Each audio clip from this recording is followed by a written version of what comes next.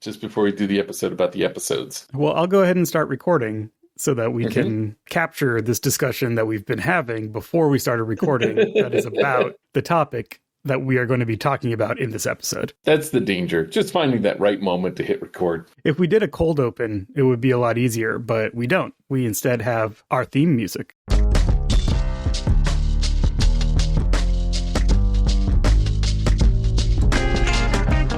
Welcome to the Unwritten Earth Symposium podcast, where I join my good friend Eppy Ravishal to talk about these truly true role-playing games, their design, their play, and talking about their design and play as its own thing to talk about. Yes, and where I talk to my good friend Nathan Paoletta about the Unwritten Earth Symposium podcast and the design and play of that.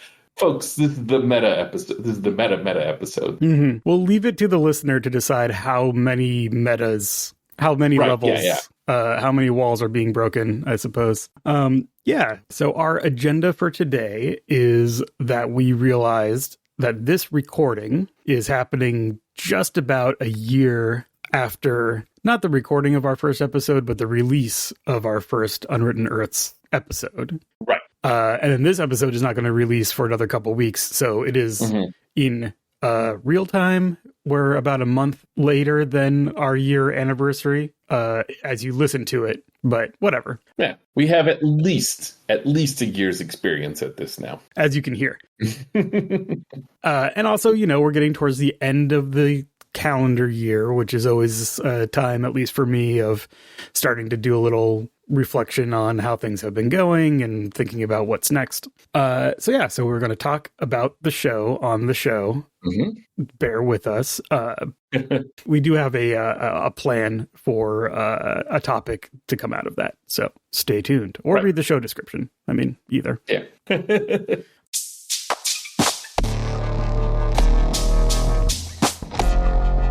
Yeah. So I guess just right now, the floor is open. We've been doing the show for a year. How are you feeling about it? I'm enjoying it. Yeah.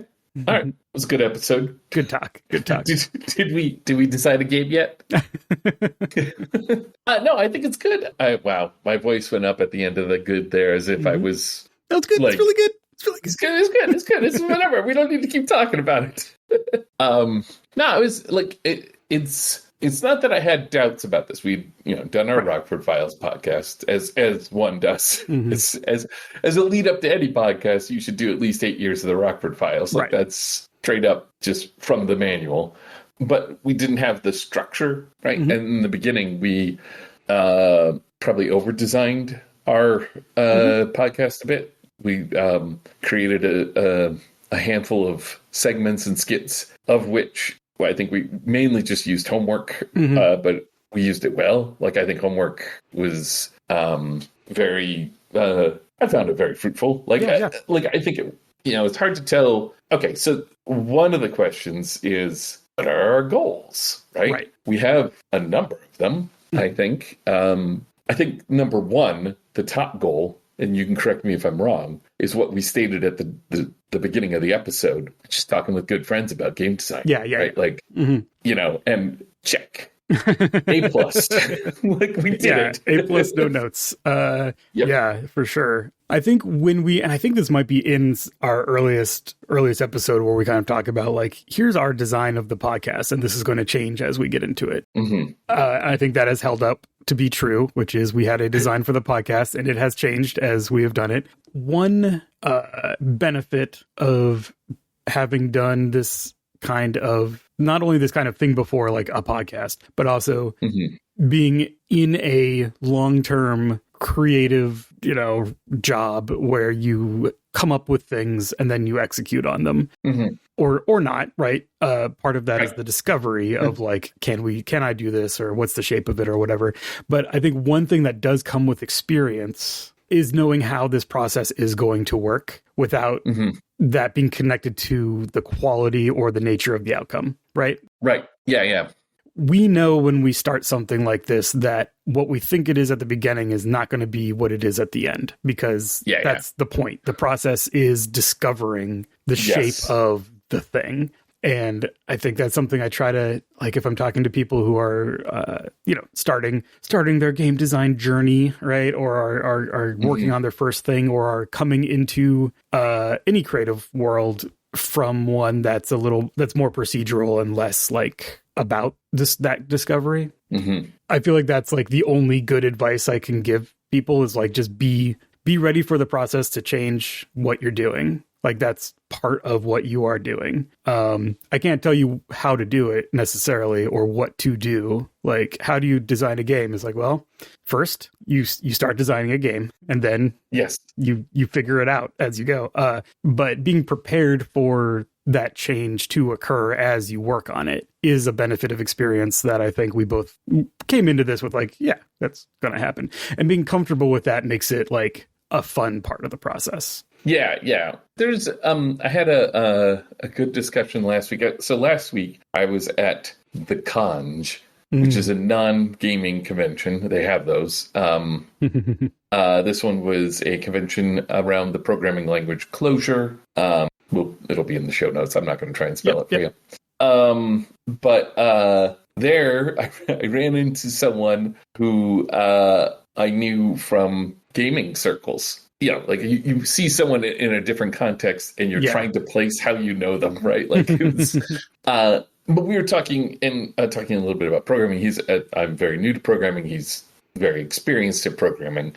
And he made this comparison. He's like, I'm going to paraphrase him here, and then I'm going to put it straight into games because this works just as well. But he said, like, people think of programming as this like cold, clinical, like you figure it out, right? Like, and you hear the instruction set and you do it. That feels. I don't think people feel that game design is cold and clinical, but that instruction set part and all that. And he says, but that's not what happens. Like when you start coding and you put this out into the world, it interacts with human beings and the different concerns come on, and it becomes much more like gardening. You lay out the plots and then things start growing and you're like, ooh, I have to change that or I have to fix that. And you're not running around trying to do it. Parts of it are going to lay fallow. Like you're not able to control it all. You're just going to try and craft the garden that you could be satisfied with out of it. And that rings so true to like the game design. Like when I have a good feeling about a game, it's not because I have created the platonic ideal of that game, right? Like it's not because I've made the perfect version of that game. It's because I can look out and I'm like, that is a satisfying garden. Like that will be great. I'm enjoying that zucchini, like that. Exactly. Yes. Yeah. And I think similar, and the similar dynamic is you prepare the ground and you plant the seeds, but you can't control necessarily like how it tastes, right? Like that, there's so many factors that go into it that you can guide and you can do your best. And as you gain experience, you'll know, if I plant this kind of thing at this time of year and I use these seeds, I'll probably get good tasting zucchini or whatever. But you have to learn that through experience. Yeah, exactly. You're a little short of omnipotent, and you'll always be a little short of omnipotent. Thankfully. So let's, Yeah, so to bring back to the show, we had kind of some segments and ideas for like, here's what, because I think part of the idea was with the 200 a day, we always knew what we were talking about because we were talking about the show we watched, right? So like, we spent a lot of time talking, but and like watching the show, but we didn't have to spend any time planning really, other than just scheduling. Yes. We'd have our like fun, like we do like a bracket like episode, or we do some like fun meta episodes, but like generally when you're doing a media review show, your planning is done for you. You're reviewing the media. Yeah, exactly. This one, I think we were a little, or at least I was a little apprehensive of like, I don't want to be a just talking show because I mean, that's plus expenses. So if you want to listen to our just talking show, we already have that. go over to the Patreon and you can do that. And we already do it. You can't stop us. Right. And also this is part of the larger project of the Unwritten Earth Symposium, which has goals that are not just doing a podcast. Right. But also it's something that we want to be productive for us as designers. I feel like that was part of the kind of remit we gave ourselves. The goal that we stayed at the top of every episode. Talk about game design with good friends. Right. Did it. we have a goal at the end of every episode. Have we made a game? And I would say, maybe not famously just yet, but we say no. That's our call and response, right? Right. Although, I mean, look at what we've done this year. We've made several. Like the annual, which did not exist before we started this whole process, has, I would say, 3 scenarios and 1 game in it. Most of those scenarios are pushing game. Escrow, I think, is essentially a game. Like it hooks too different to it, but like you could just play a freeform game with the escrow paths and like, that's a game. So you know, and then the map is a game. And then the other one's a little less so in terms of like having specific stuff to do to make it gamey, but a game's worth of energy. Like at least, there's a divide that we're making there that we don't need to make. So and then Pet Crimes is coming along. And I think we'll probably have a Pet Crimes before the end of the year. For those who don't know, Pet Crimes is a Patreon exclusive game that we're making where you put your pets on trial for the crimes they've committed. Why not? Before a jury of their pet peers. Yeah, exactly. Yes. And then, you know, like there's other things that we've been working on. We have the Playtest Tuesday, which is, again, hasn't produced a game just yet, but is a lot of games in process, not just our own, some coming from the scholars and whatnot. So I think like it's been, man, I used to love the word generative. I know. I really did. It was such a good word. Fruitful. It's been fruitful. Yeah. And that goes with the garden metaphor. Fruitful. Yeah, I mean, it definitely has been. I think a lot of our first season, the real homework heavy going back in our library, you know, season. I feel like was really good just in terms of, at least for me, getting me out of my normal headspace with the touch points I usually have for games. And being a little challenging in terms of like, hey, you really, because I think this happens to all of us at a certain point. I can't keep up, right? Like, yeah. So it's a little challenging to be like, okay, I need to actively be more engaged with other people doing their games. Who knew doing exercise every day would make my body feel better? Like, who knew that like going into my library and reviewing games that I kind of remember but don't really remember, and reading those games that I haven't even read yet, who knew that would be good for my brain and like expand what I'm thinking about. So yeah, definitely fruitful. I think one thing that was kind of part of our initial frame that has fallen away a little bit, though we're kind of getting back to it now in this season, is the challenging each other to do a thing. Yeah. It's at the top of our podcast page in our show description. It's like we challenge each other to make a game that we wouldn't otherwise make. And I think that's kind of like existentially true. Like that's what the whole process of like working with another person to do stuff like is challenging each other to do things you wouldn't otherwise do. But I don't think that's really been like text of the show in the way that we thought it would be. And to offer up a little bit of excuse for that, my answer to the previous question is the reason why. Like we're again on air, we haven't, but like that annual. You know, we talked about the annual on air and whatnot, but like that was an undertaking, and the next one will be an undertaking, and so on forever. It's kind of like part of how the symposium works as an entity is like making us work together. Right. Yeah. and that means that we will be challenging each other as we work, because that's how we work. And this isn't in a confrontational way. We're very cooperative, but like challenging in the sense of presenting a difficulty or presenting an obstacle to overcome. Right. Yes. Yeah. And growing through doing it, ideally. So I think that principle is still in what we're doing, but it's in what we're doing with our other work. And it's actually not surfacing in the podcast in the way of like, this week I'm challenging you to do this, which was kind of how we thought. That's why we were envisioning it. Yeah. And that's not to say we should do it. I'm just, reflecting on how it's changed since we started. Yeah. I think in the beginning we were envisioning something closer to like your boat game where just the talk would eventually, like, something would surface up and would be like, okay, now you have to make a thing for that, or which we did, but we've done it like it took a whole year to do. Right. And I agree. Again, we did get a lot done. Mm-hmm. Yeah, I'm actually looking forward to this season having a little bit more of that. Like, I really enjoyed our cards episode. We should, before we finish this, actually, right now, let's not even put a pin in it. Let's come up with a challenge for the next episode, because I think we do a whole episode and we don't have homework and we just keep doing it by accident. We just keep forgetting to assign homework. So we are the worst proctors of our seminar. Yes. Okay. Yeah. Let's assign some homework. Now this episode will come out in December, right? Yes. So I'm asking, obviously, because I'm curious if we want to do a holiday themed challenge. Mm-hmm. Many holidays coming up. Yeah. We've got Eppimus, obviously. Which... number one with the bullet. Yes. It's also a very ghost story season. It is still ghost season, for sure. Yeah. Okay. I think a holiday themed thing makes sense. We don't want to assign like a whole game. Like, neither one of us can afford that at the moment. But all right, so here's a thought.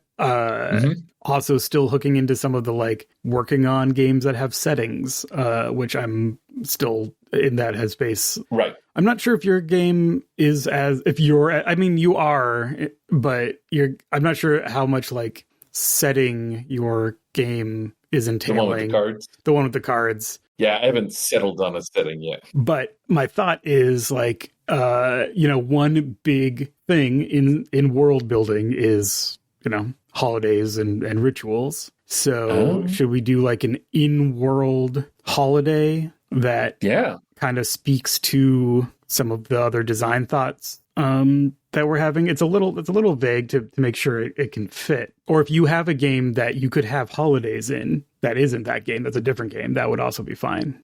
Could like Swords Point South have a holiday in it or something like that? Like, it doesn't have to be the card-based game, but like one of your existing games, put a holiday in it. Oh, I think I already know what I'm going to do for this then. All right. I have, because I've done something similar. Yeah, I got something. So we're just bringing a holiday theme thing for a game that we're working on or already have or something like that. Yeah. Yeah. Can do. Yeah, defined expansively to kind of fit where you want to go with it. For me, I think I'm going to aim for like what's an in-fiction holiday. Yeah. That I need to make up to be part of this world. That kind of supports like some of the themes and stuff like that. As opposed to like, let me bring Eppimus into my game, which I could do. Right. Yeah. And I also already have a holiday themed game, which is New Year's Fray, the game of festive fisticuffs. But so not that. I'll do something else. There's a Patreon exclusive from 2013, Worlds Without Master. I think it's like, looking at it now, it's like 8 pages long.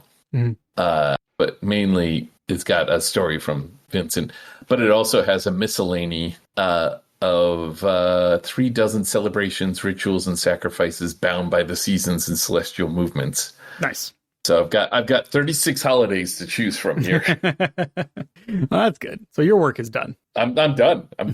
I got to remember to pull that miscellany out. I'm going to put all the miscellanies in. We should put all the miscellanies in swords. Yeah, for sure. A miscellany of miscellanies. Yes. So our homework for our next recording is we're each going to come with some kind of in-universe or in-world or in-fiction holiday or festival for a project that we're working on, and talk about how it, like kind of what does that mean in the design, I guess. Like, what does that mean for the design of the game? Yeah. All right.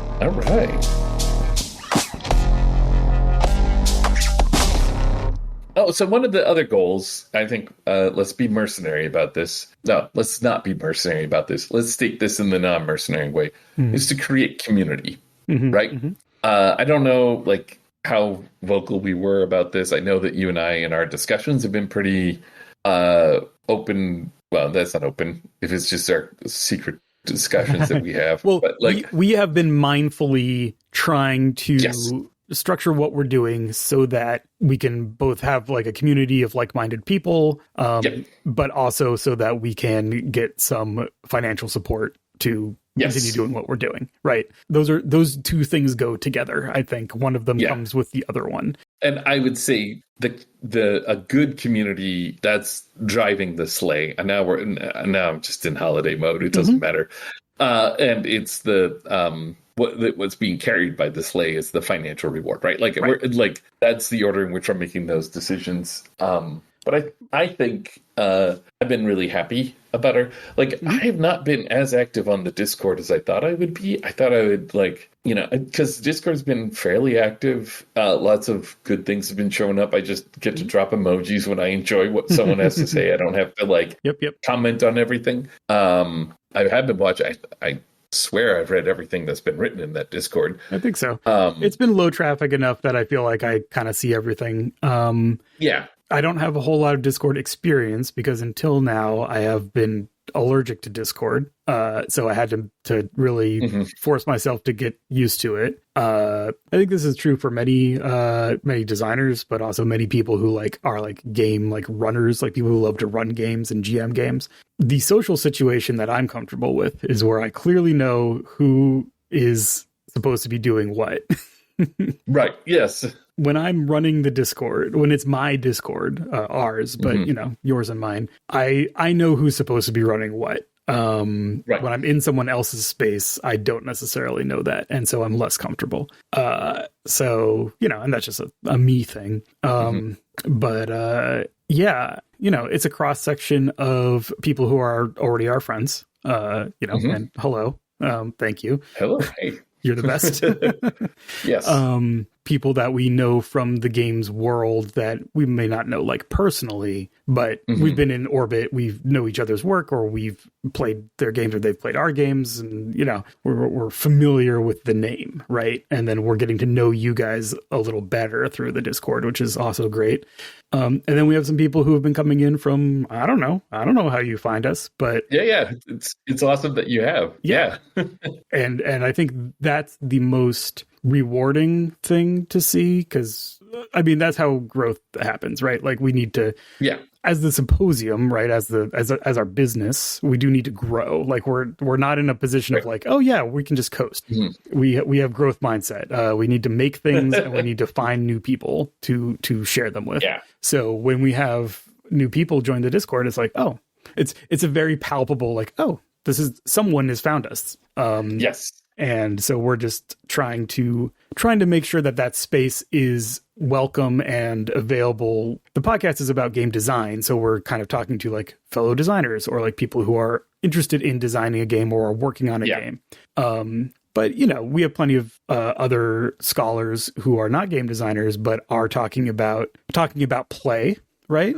Reflections on play, or talking about a game from the perspective I played that and so I have some thoughts on it. But we're also just talking about 70s TV shows, talking about weird media in the strange corners of the world, which is a very good channel. That channel, it is Library of the Lost. The Library of the Lost is great. Yeah. And most weeks we probably have more hey, I watched this episode of MacGyver, than we have hey, I'm working on a resolution system. But when people talk about community, that's how community works. You have lots of different ties and lots of different interests for people to communicate about. This gets back to that garden metaphor, which I swear I will drive straight into the ground. You'll dig all the way down to the bedrock. It is important that there's something fertile there, right? If it's you and I have had experience with game, I don't want to say game only spaces, but spaces where the game is the thing, and then there might be a little corner put out for the rest of the universe. Right.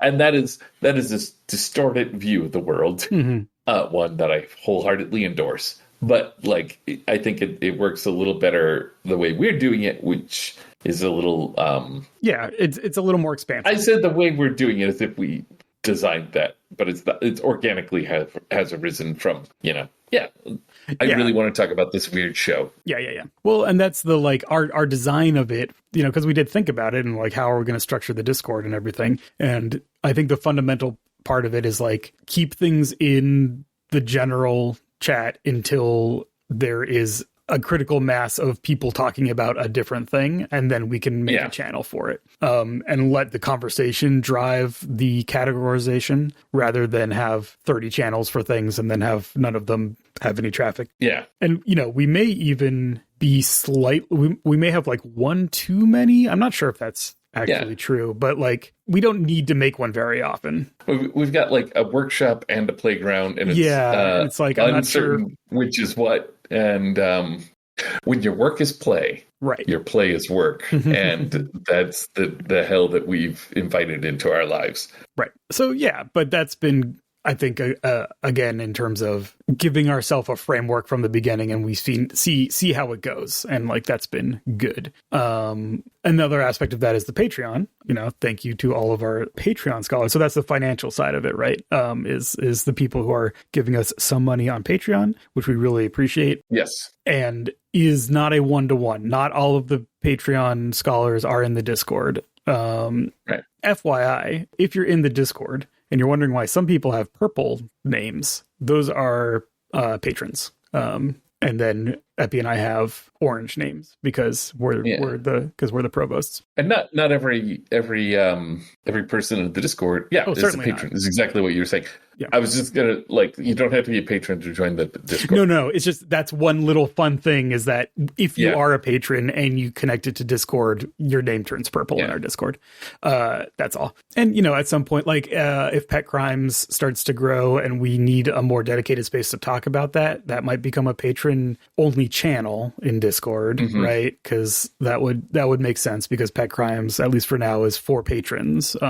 So there's a little bit of distance there because we do want the Patreon to have some value for people's money. Yes. And we do the other show, we do the Plus Expenses, which we kind of do for us, but since we're doing it, that comes from 200 a day, right? 200 a day was our show about the Rockford Files. The whole phrase for what Jim Rockford charges as a PI is 200 a day plus expenses. So Plus Expenses was our secondary show where we would always talk before we recorded about game stuff and just catching up and whatever. So we started recording that for our patrons for 200 a day. So that's why Plus Expenses is episode 105 or whatever, because that's one continuous show from the other Patreon.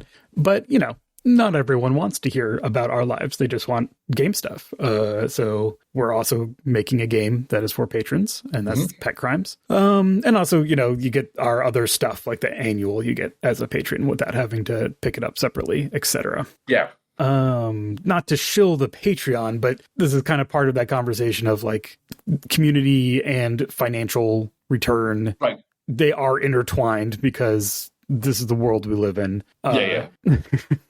We don't live in a Star Trek future where we look askance at anyone who suggests is profit, right? We're no, that's how I get food in my belly. Yeah. And I don't have a replicator. So what that means for us, again, as designers, is we need to design how the Patreon works in order to make it appealing and in order to give people a reason to create an incentive for people to pick it up, especially now when everyone is stretched and everything is a real choice about how you spend your money. So we're not sitting here going okay, how can we maximize there are other things we could be doing to maximize return from the Patreon, which we're not because we don't want to. We're not running ads. We don't have energy for it. Exactly. But what we can do is we can take what we're working on as part of our overall creative endeavor of the show and shape some of it to be for patrons. Not all of it, right? Because a lot of it goes into our other stuff, but Pet Crimes gets to be for patrons. Yeah. Yeah. So all that aside, how do you feel this goal? Are we on track? Are we doing well with this goal? The building community is great. Let's ignore the financial side because that has an eternally moving goalpost. Sure. Yeah. Or maybe it doesn't. Maybe I'm wrong about that. But we did not set a particular here's how much we want to be making from Patreon in the first year. Both because we didn't want to have the hubris of assuming that people would sign up for the Patreon. And also what a year, huh? But I think the creating a community space has gone well. And I think if I were to set a financial goal, I think we are probably lagging what I would have aimed for if we were to set one, which is no shade to anyone. It's totally makes sense. I think everyone's goals are lagging what they would, Yeah. This is where we're at right now. This is where we're at. But just to reflect that those two things are related. I think it's good that as our community grows, we do occasionally get a new patron, which is great. We have a little churn. Some people drop off the Patreon, and that's also, fine. Perfectly fine. Yeah. One thing that I think the main thing that we can probably concentrate on going forward is Playtest Tuesday and anything related to that. If we have come up with any other ideas, because initially we're like, oh, we'll do it weekly. And then that felt pretty unsustainable from after the first couple of weeks. It was like, oh, this is actually kind of a big commitment, both because time zone stuff and and just natural, anything you do online, people say they're interested and then aren't able to show up, and that's it's a scheduling issue. It's just the nature of the beast. So adjusting that to being every other week, making it a little earlier for the East Coast, that kind of stuff, some logistic stuff to make that a little easier for people to engage with has been good. But I think hopefully, I think the vision for that is that eventually there can be a quorum of people who show up for Playtest Tuesday and playtest something without one of us having to be there. Yeah. That's what I would like. We're holding it down. That's our job, right? And we will do that. But in a perfect world, 1,000 Playtest Tuesdays will bloom and won't need us to always be there. So I think that's something we can build towards, is my point. Yeah, I agree. In my head, I just had the vision of the old-timey planes where you had to throw the propellers to get them going, right? Yeah. We're still doing that. We're still the engine hasn't turned over just yet, but it will. Yeah, and I think we've seen, and one of the great things about that for me at least is I get to see what other people are working on in a way that just talking about it over text isn't always exactly as engaging. Our scholars are working on some really cool things. So I am glad that we are able to platform that in terms of hey, let's check it out. Let's help you out by putting some eyes on this. But then also hopefully, and this isn't no one is bound to this, obviously, but hopefully that creates a virtuous cycle where someone does some playtesting on Playtest Tuesday and then chooses to come and talk about their experience in the Discord and shares how it's helping them. And then that makes it more welcoming for someone else to be oh, I should bring something to Playtest Tuesday. We're 100% relying on word of mouth for everything here. Like we just mentioned, we're not really doing any advertising, despite all of the emails with the very kind offers to do advertising for us.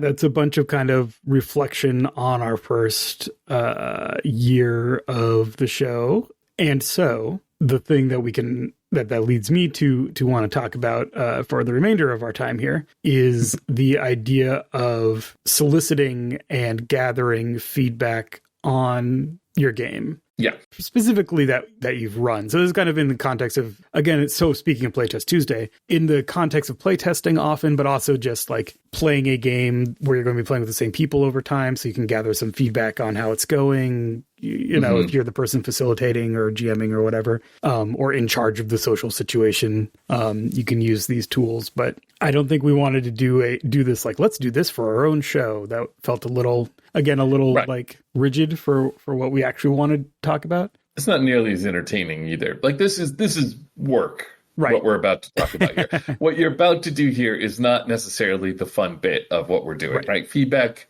good feedback is very energizing. It gets you going. I love it when people just talk about enjoying my games online. It's great. Sometimes I'm weird about it. Sometimes I'm not great at taking compliments. I'm working on it. But that's all, like, despite being weird about it, still, it's very good. It keeps you going, right? And that's great. Then there's constructive criticism, which is necessary, right? Like, you need to be able to see your game through other people's eyes. You can't do that just by imagining. I know that we imagine professionally, but nobody's that good. Again, we're just shy of omnipotent. And then there's the kind of feedback we're not going to really talk about. And then there's unhelpful feedback. Unhelpful feedback, yeah. We can get into that some other episode. Right.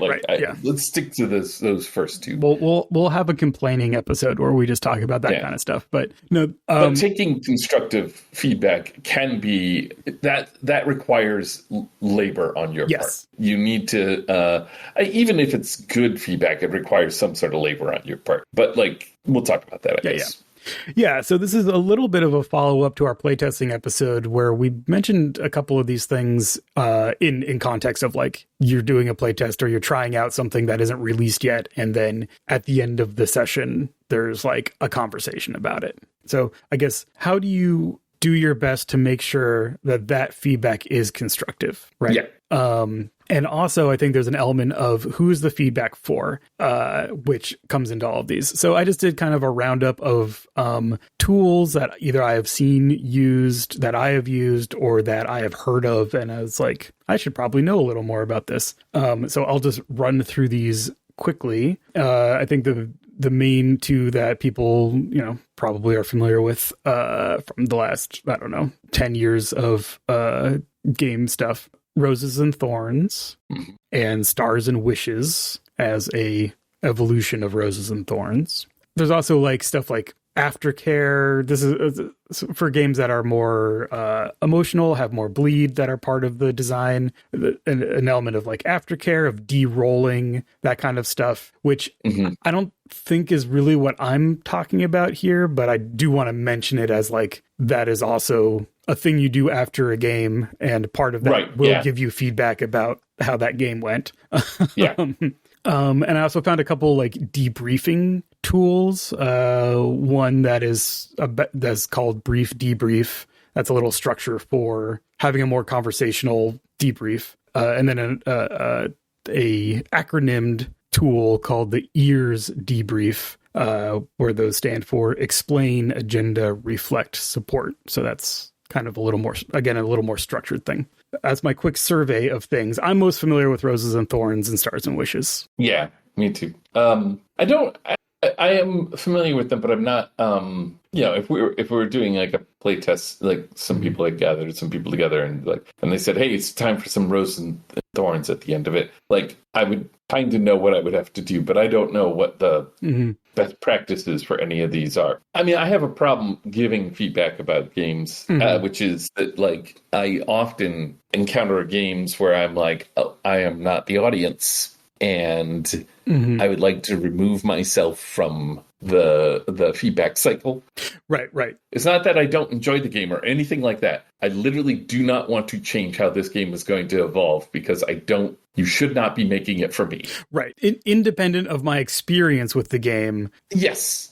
Me telling you what I think is probably specifically unhelpful, because if you start to change it for how I think it should go, it's not the game that you have presented to me anymore. Right. Yeah. I play games in genres that I don't particularly consume any media for, and I love them. I really do enjoy them. But I also am I am not a consumer of this media. You cannot you can't base it on what I'm thinking, because I'm not your audience. I'm not, and people will say, "Oh, but you are." I want to get as wide of an audience. I'm okay, that's fine. Make a good game. I'll play any good game. You got me. You don't need, anyways, it's a whole thing. It's a whole thing. But. And then I think there's another side of that coin, which is I see what you're doing here, and you could do this in a bunch of different ways. Here's how I think maybe I would do it. but like I don't want to tell you that and then have you feel that I'm giving you this like authoritative direction that you should do it in. Yes, there's a little bit of like, well, you could do it lots of ways, and that's not very helpful.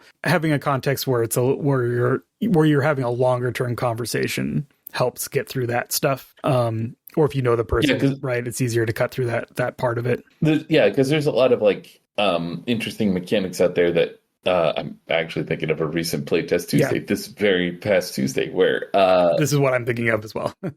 Where like there's a lot of ways it can go. There's a lot of stuff to enjoy in it, and there's a lot of elements that are already strong. And so it's not like, well, this could be anything, so do whatever you want. It's more like, right, well, I could see you capitalizing on this, or I could see you capitalizing on this. And I do think you probably need to pick something. Right, because these two are not going to work together. Right. Like the two ideas I have in my head that I would think would be a lot of fun won't be fun if you use them together, right? Like it's, But like once you pick one of them, then we can talk a little more rigorously about like, okay, how should you develop it? But like me giving you feedback about which one to pick is just me telling you something that I like. I want to get you to where you're making that choice because it reflects your goals for the game.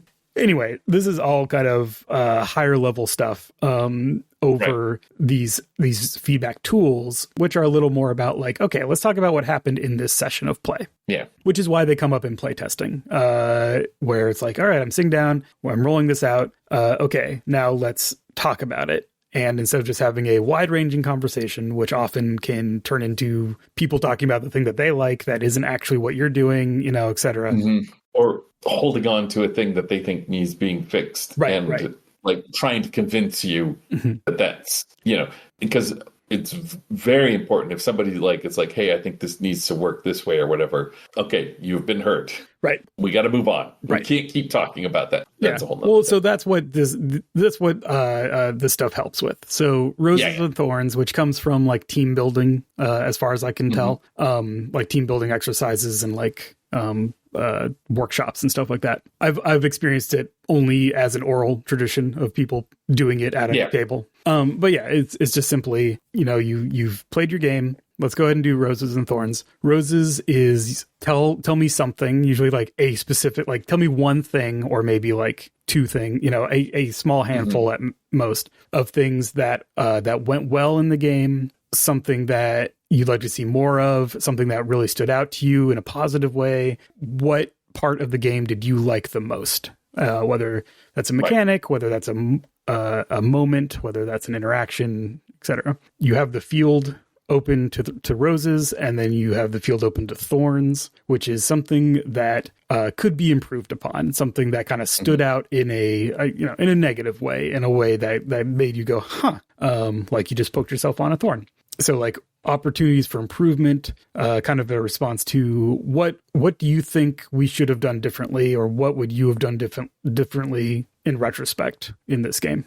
This tool in other contexts also has buds, which I hadn't been familiar with. Roses, buds, and thorns. Buds is the idea of what's an idea for the future. What's something that potential. What has potential here? And like I was like, oh, why have I never heard of that one? That feels like an addition that I should know about. I'll put links in our show notes. There's a good kind of just rundown of how this works in a post from the Gnome Stew blog by JT Evans that I'll put in here. I'll give my the drum that I'll always beat, and I think I'll probably say this again before we're done with this episode, which is if you want people, including yourself, to play your game again, you should end on good feelings. That's the thing, like, because it's like Roses and Thorns. Let's do Roses, then do Thorns. It's kind of like, all right, let's do Thorns first. Yeah. Like, and I don't know, like, I don't know, like, what kind of work has been gone into figuring out the structure of Roses and Thorns and whether there's, like, important bits to, like, first, let's assure ourselves that we enjoyed ourselves. I think that is kind of part of it. It's like let's come together around all the good stuff. And then it's like, inside all that good stuff, there were issues. So let's, bring those up in this environment of like, but we all know that's in the context of the good stuff. So if you could just revisit your roses at the end, that's probably... Well, so I think the buds element actually is good for that, where if you do it in that order, then, you're doing the sandwich, right? You're doing some good stuff, you're doing some criticism, and then you end with, okay, and then what buds do you see? What do you see as opportune for development? What potential do you see in some moment? That feels like a good ending spot. Yeah, so I think exactly that criticism led to Stars and Wishes, which is from the Gauntlet community. There's a post on their blog from Lou Quaid, I believe is the author. This is from 2018, but it's very specifically Roses and Thorns can feel very confrontational or like oppositional. And so here's a kind of a reframing of it. Stars and Wishes. So you award a star for something you loved about the game, and then you make a wish for something you'd like to see happen, or that first, something you'd like to see changed. So the wish is a little bit of the thorn and bud mixed together kind of thing. It's like, yeah, I dig it. Yeah. Like, I don't think I've ever used it, but like I conceptually, it sounds pretty good. I think what stood out to me as I was just kind of putting them together is that Roses, Thorns, and Buds are directed at, you tell me something about me, and the Stars or Wishes are a little bit like, let me give you something from myself. Like they're a little more giving, like award a star, right? So like give someone a Benny, right? Like be like, hey, I really loved it when you did this. That's my star. As opposed to the Rose being like, I loved it when this happened, which is a little more passive is what I was going for. And then making a wish is like, this is something that I wish. So it is using less confrontational language. It's like using I words, like locating it in the person speaking, not in the person you're talking to. So it's not, there's no like accusatory tone. If you're like, right, I really didn't like it when this happened. I noticed that in how it's phrased, which I think is a meaningful distinction. We've talked about this in the past a little bit, like when we were talking about play storming and whatnot, but there's you can get a lot of good design just by watching how someone does something with your rules. Like you could and I feel like you can get this from both frameworks, but I suspect that the Wishes one, or the Stars and Wishes, is a little bit more open to this, where you can say, we played this and Nathan did this during the game, which I really liked, which is an alert to the designer to be like, okay, how do I word that or facilitate it? Or like, this thing that's happening, does it need to be a rule, or is it an emergent property that I expect to happen? If I expect it to happen, is it happening consistently? It's a good way to just kind of highlight without pointing directly, because one of the things about feedback that we do, we're game designers. We enjoy designing games. Nominal. Yes. And so, nominally. But some feedback from game designers is not always good.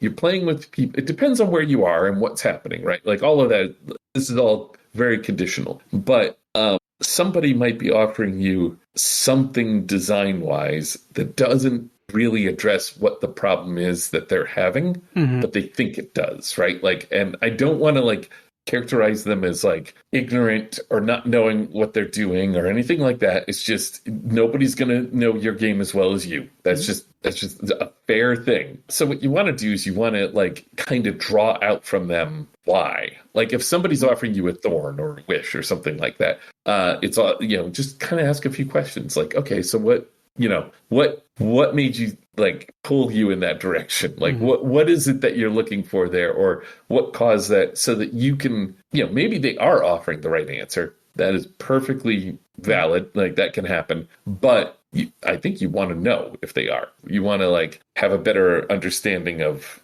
what it is that they see lacking or in the way or whatever. Because there might be a spot elsewhere in the game that's actually causing that problem. Right. Yeah. I mean, it's the thing of the responses you get in this manner, you take them as true, right? No one's lying to you, right? Like people are telling you how they actually feel and what they actually think. But then the solutions that they may be offering are probably not the solution that you are going to have to arrive at to fix that thing if it is a problem, because they don't know all the context of the thing. I mean, like you say, sometimes it is, but the pithy thing is playtesters are right about problems but wrong about solutions, and it's that's pretty true. Yeah.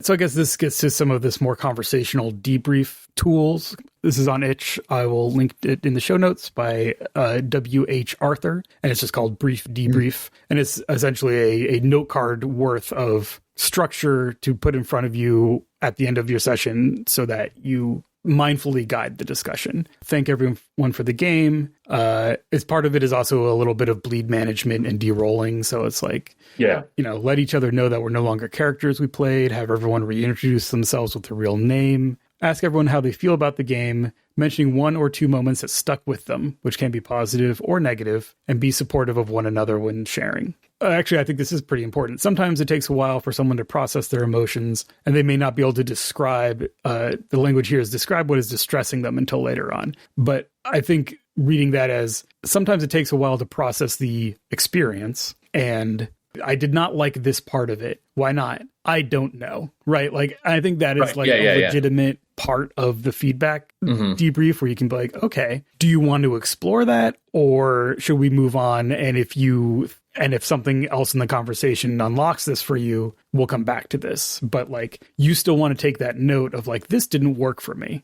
Like, that's the important thing. Yeah. Right. And then maybe the conversation can add the context for that person to explain why, if it gets to that. Yeah. So let's just say simple couple sentences of like, here is a way to do a debrief. Right. Yeah.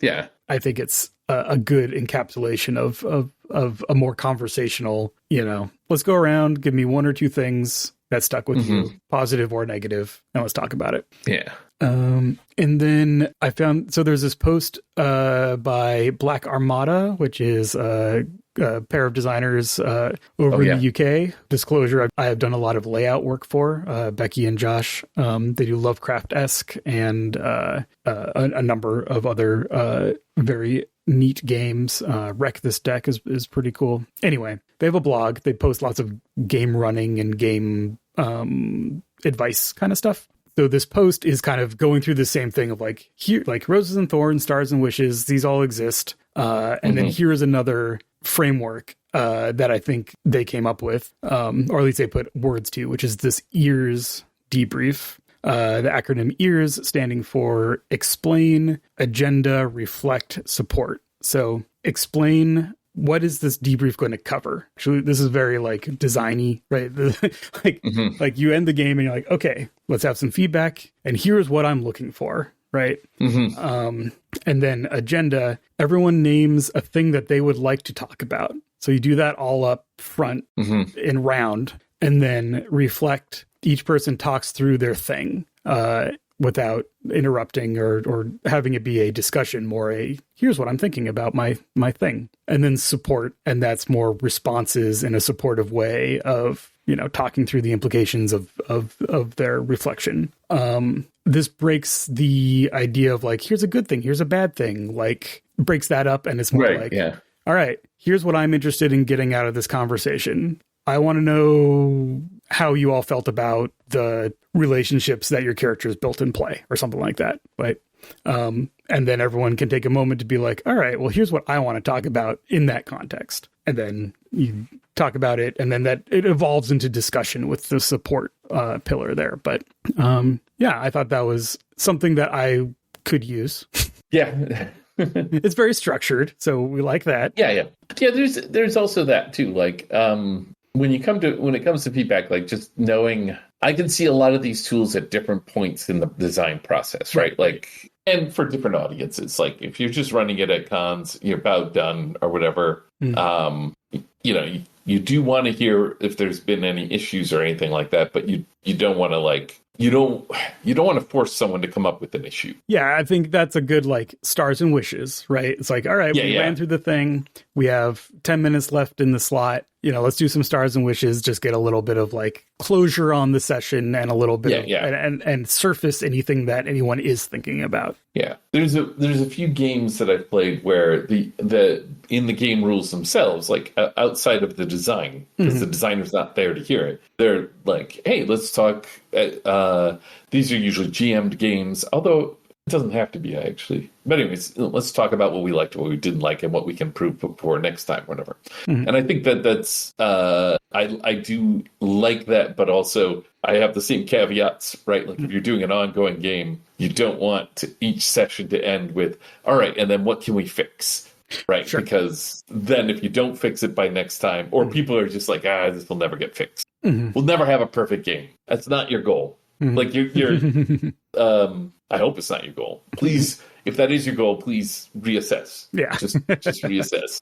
Well, yeah, and these don't have to be for playtest feedback, right? Like I think these can all be used in just running a game for strangers. So, like you probably want to have some closure to that, to have it feel like you put a cap on the experience, and everyone kind of walks away with a complete, like, we did the thing. Or an ongoing game where you can use some of these to be like, I'm feeling like, as if you're running the game, I'm feeling like we don't have a lot of energy around this thing. Does anyone have an idea for how to change? What would you like to see for our next session that might address that? Or like, you didn't really participate tonight, which is totally fine, but like, is there something you'd like to see me bring to the table that would be more engaging for you? Those are all tools, that you want to use in your regular games, for sure. Another thing to just kind of like step away from, like how to receive, like how to mechanically get feedback from people, right? Like is thinking about how you, the designer, then use that feedback.